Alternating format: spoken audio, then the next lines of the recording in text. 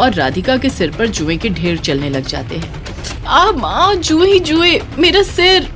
क्या हुआ भाभी, आपको रातों रात इतनी जुए कैसे आ गई? एक गांव में स्नेहा नाम की लड़की रहती थी।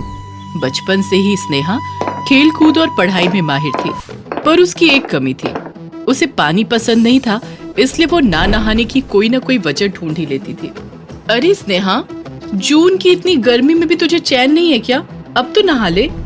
नहीं मम्मी, मैं नहीं नहाऊंगी, दुनिया की सबसे कम नहाने वाली लड़की बनूंगी मैं। सब शौक पाल लेते हैं कुछ बनने की, किसी को डॉक्टर बनना है, किसी को इंजीनियर बनना है, इन्हें ना नहाने वाली लड़की बनना है। भाई वाह। हाँ, तो ये भी तो टैलेंट है। तू मत नहा, पर मेरे लिए कुएं से पानी ला दे। एक बेटी जो नहाती नहीं और बेटा सारा पानी ही खत्म कर देता है। स्नेहा सौरभ के साथ कुएं पर पानी भरने जाती है। स्नेहा एक हाथ से सर खुजाती, दूसरे से रस्सी खींचती। बड़ी मुश्किल से दोनों पानी तो भर लेते हैं, पर स्नेहा के सर की जुएं पीछे खड़ी बिमला की बाल्टी में गिर जाती हैं। अरे नास पीटी, जी तो चाह रहा है कि इस जू की तरह तुझे भी मसल दूं। मेरी बाल्टी भी अशुद्ध हो गई, आज तो तेरी माँ से बात करनी ही होगी। गुस्से में तमतमाती बिमला रेखा के घर जाकर स्नेहा की खूब शिकायत लगाती है। अब तो नहा ले स्नेहा, लोग बातें बनाने लगे हैं, जुएं तेरी बुद्धि भ्रष्ट कर देंगी। स्नेहा की ना नहाने की आदत बचपन से कुछ ज्यादा ही हो गई थी। वो इतना कम नहाती थी कि उसके सर में जुएं के ढेर हो गए थे, पर इस बात से स्नेहा के सर पर कभी भी एक जू न रेंगी। दिन बीतते गए और स्नेहा अपने कॉलेज के आखिरी साल में पहुंच गई। मम्मी, मेरे कॉलेज वाले हमें शहर लेकर जा रहे हैं टूर्नामेंट के लिए। इस तरह तू जाएगी शहर बाल नोचती हुई? कोई अच्छे परिवार का लड़का देखेगा तो क्या सोचेगा? कहाँ मैंने सपने सजाए थे कि तू ब्याह कर शहर जाएगी और तू है कि जुए ब्याहने निकल पड़ी। ठंड का समय भी है, तू टोपी पहन कर रखना, किसी को कुछ पता भी ना चलेगा। अच्छा, मैं इस बार शैम्पू कर लेती हूँ और टोपी भी पहन लूंगी। अब तो ठीक है माँ। स्नेहा शहर चली जाती है और टूर्नामेंट में फर्स्ट प्राइज जीत लेती है। ये सब टूर्नामेंट का पार्टिसिपेंट रोहन देख रहा था। उसे स्नेहा बहुत अच्छी लग जाती है। वो बड़ी हिम्मत जुटाकर स्नेहा के पास जाकर कहता है, स्नेहा, तुम्हारा कोई बॉयफ्रेंड है क्या? थोड़ा अजीब सवाल तो नहीं पूछ लिया ना मैंने? अब टूर्नामेंट के पहले ही दिन से तुम्हें नोटिस कर रहा हूँ मैं। आज सब वापस लौट रहे हैं, इसलिए तुम्हारे पास आया हूँ। ओ माँ, ये भी सर खुजा रहा है। मजा आ गया। नहीं नहीं, हमारे गांव में सीधी सादी ही होती है, ये सब नहीं। पहली बार तो मैं शहर आई हूँ, गांव की पहली लड़की जो शहर में जीतकर गांव लौटेगी। और उसे मैं अपने घर ले चलूं तो? रोहन अपने परिवार के साथ स्नेहा के घर उसका हाथ मांगने चला जाता है। रेखा तो इसी इंतजार में थी और स्नेहा की शादी रोहन से हो जाती है। अपनी बेटी को सीख देती हुई रेखा कहती है, बेटा, तुम्हारे ससुराल में किसी को ये पता न चल पाए कि तुम्हें जुए हैं, वरना कहीं वो शादी न तोड़ दे। नहीं नहीं माँ, मैंने तो रोहन को भी सर खुजाते देखा है। तेरी बातों से तो मैं भी सर खुजा लूं बेटी, तू बस अब बाज आ जा। नेहा ससुराल में पहले दिन सुबह सुबह साज श्रृंगार कर अपने कमरे से निकलती है और सीधे रसोई में जाती है।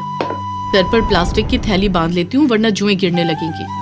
नेहा पहली रसोई की तैयारी करने लगती है, जिसे देखकर उसकी सास बहुत खुश होती है। मेरा मोहन तो साक्षात अन्नपूर्णा ले आया, और एक मेरी बड़ी बहू है, 12 बजे से पहले तो आंख नहीं खुलती उसकी। पर बहू, तूने ये सर पर पॉली बैग क्यों पहना है? वो हाइजीन मम्मी जी, हाइजीन। हाय, मैं वारी जाऊं। स्नेहा सर पर प्लास्टिक बैग बांधे सारे काम करती। उसे इतना काम करता देख सब उसकी तारीफ करते नहीं थकते थे, जिससे उसकी जेठानी राधिका जलन से भर जाती है। ये गांव की गवार नौकरानी लाकर मेरे सर पर बिठा दिया है सबने। वहाँ गोबर उठाती होगी और यहाँ इतना बड़ा घर देखकर बौखला गई है।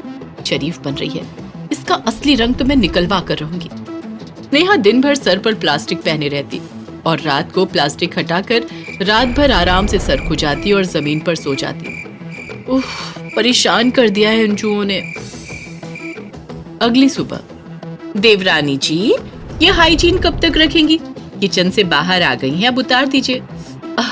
वो मैंने हेयर स्पा करवाया है तो रखना पड़ता है। कुछ तो गड़बड़ जरूर है, कहीं ये गंजी तो नहीं? इसका पर्दाफाश तो करना पड़ेगा। नेहा घबरा जाती है और अपने कमरे में जाकर अपनी माँ को फोन लगाती है। माँ, मेरी जेठानी को मुझ पर शक हो गया है, तू कुछ करना। अब क्या होगा, मैं पकड़ी जाऊंगी। हे भगवान, आज ही मैं पुरानी गुफा वाले बाबा के पास जाती हूँ, अब वही कुछ उपाय करेंगे। रेखा गांव के प्रसिद्ध गुफा वाले बाबा के पास जाती है, पर उनसे मिलना बहुत ही मुश्किल था क्योंकि वो अक्सर तपस्या में ही लीन रहा करते थे। रेखा गुफा में पहुंचती है और बाबा को एक पत्थर पर लेटा हुआ देखती है। बाबा जी, आपको तो बुखार है, मैं अभी काढ़ा बना कर लाती हूँ। आपने किसी को खबर भी नहीं पहुँचाई। रेखा जिस कारण बाबा जी के पास आई थी, भूलकर बाबा जी की पूरे मन से सेवा करने लग जाती है और बाबा जी भी अच्छा महसूस करने लगते हैं। ये तेल ले जाकर बेटिया रानी को दे, एक रात में ही सभी जुए गायब हो जाएंगी। आप तो अंतर्यामी है बाबा जी। रेखा तेल को अपनी बेटी के घर कुरियर करवा देती है। दरवाजे पर दस्तक होती है। स्नेहा जी के लिए पार्सल है। नेहा पार्सल लेकर सीधा अपने कमरे में चली जाती है। अब तो मुझे पक्का विश्वास हो गया कि कुछ तो गड़बड़ है। अरे स्नेहा, सुन तो, वो तुम्हारे जेठ जी आज आउट ऑफ स्टेशन जा रहे हैं, तो प्लीज तुम मेरे साथ सो जाना। ठीक है भाभी। हे माँ, अब क्या होगा? मैं तेल कैसे लगाऊंगी? नेहा रात को राधिका के साथ सोने की एक्टिंग करती है और बीच रात को उठकर वो तेल अपने सिर पर लगा लेती है। राधिका तो कभी सोई ही नहीं थी, वो ये सब देख रही थी। नेहा अपनी माँ के बताए तरीके से तेल लगाकर आराम से सो जाती है। नेहा के सोते ही राधिका उठकर तेल ले लेती है। मतलब ये है वो चीज, कहीं इसे ही लगाकर तो इस लड़की में इतनी ताकत नहीं आई। अब दिखाती हूँ मैं भी लगा लेती हूँ इस तेल को। राधिका भी तेल लगाकर सो जाती है। अगली सुबह स्नेहा के सारे जुएं गायब हो जाती हैं और राधिका के सिर पर जुएं के ढेर चलने लग जाते हैं। आ माँ, जुए ही जुए, मेरा सिर। क्या हुआ भाभी, आपको रातों रात इतनी जुएं कैसे आ गई? तुम क्या तेल लगाती हो? वही मैंने लगा लिया और देखो ये क्या हो गया। मुझे लगा तुम्हारा राज खोलकर तुम्हें सबकी नजर में गिराऊंगी और यहाँ पर मेरी आफत आ गई। हे भगवान, भाभी ये क्या किया आपने? मुझे बहुत जुएं थी, इसलिए मजबूरी में मैं प्लास्टिक बैग पहनती थी कि कहीं आप लोगों में भी जुएं ना फैले। इस तेल से जुएं खत्म होती हैं। ये बाबा का जादुई तेल था। आपके मन में कपट था, इसीलिए ये सब हो गया। आप फिक्र मत कीजिए, मैं माँ से पूछकर कोई उपाय पता करती हूँ। मुझे बचा ले स्नेहा, मुझसे गलती हो गई। इतने जुओं को लिए भी तू इस सब काम करती रही और मैं तेरे पीछे पड़ी रहती। स्नेहा अपनी माँ को कॉल लगाती है और बाबा से इस तकलीफ का उपचार पूछने को कहती है। ठीक रात को उसी तेल को अगर राधिका बेटी फिर से लगा ले तो सब ठीक हो जाएगा। राधिका वही करती है। इसके बाद दोनों देवरानी जेठानी बहनों की तरह रहने लग जाती हैं। स्नेहा अपनी ना नहाने की आदत को तौबा तौबा कर देती है और रोहन का परिवार खुशहाल हो जाता है।